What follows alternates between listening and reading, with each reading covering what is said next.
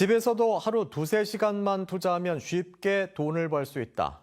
최근 이런 문자로 당장 돈이 급한 사람들을 유혹하는 사기가 활기를 치고 있습니다. 실제 피해 사례들도 속속 생겨나고 있는데 어떤 방식으로 피해가 발생했는지 이다은 기자가 알려드립니다. 최근 아르바이트 소개 문자를 받은 40대 여성.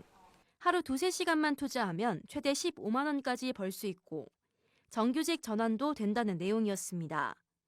아르바이트는 영화에 평점을 주는 간단한 일. 한 건당 5천 원을 준다는 말에 이들이 소개한 홈페이지에 가입했습니다. 실제 간단한 질문에 몇 차례 답을 하니 금세 홈페이지에 3만 원이 적립됐습니다. 하나를 보고 나면 시점 이렇게 해서 하고 나중에는 이제 금액이 얼마 정도 차니까 출금을 하라고 하더라고요. 그런데 이 돈을 출금하려 하자 이들은 다른 제안을 해왔습니다.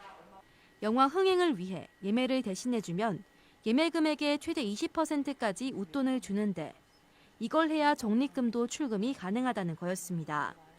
속는 셈 치고 예매 금액으로 8만 원을 입금했더니 실제로 통장에 적립금과 웃돈이 더해져 12만 원이 입금됐습니다. 그런데 이게 문제였습니다.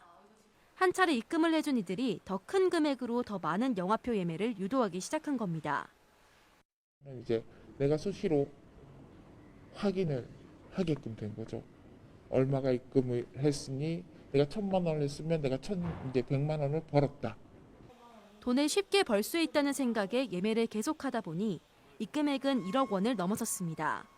그러자 어느 순간 더 이상 홈페이지 로그인이 되지 않았고 담당자와 연락도 끊겼습니다. 모든 것이 사기였던 겁니다. 경찰에 신고를 했지만 돈을 찾을 길은 막막하기만 합니다. 보이스피싱 범죄와 달리 이런 사기 범죄는 범죄에 사용된 계좌의 지급 정지도 되지 않습니다. 통신 사기 피해 환급법에 따른 전기통신 금융 사기만 이제 지급 정지의 대상이 되는 거고요. 일반 형법상 사기는 지급 정지의 대상이 되지 않는다. 경찰은 쉽게 고수익을 올릴 수 있다는 광고는 사기일 가능성이 매우 높다며 각별한 주의를 당부했습니다. MBC 뉴스 이다은입니다.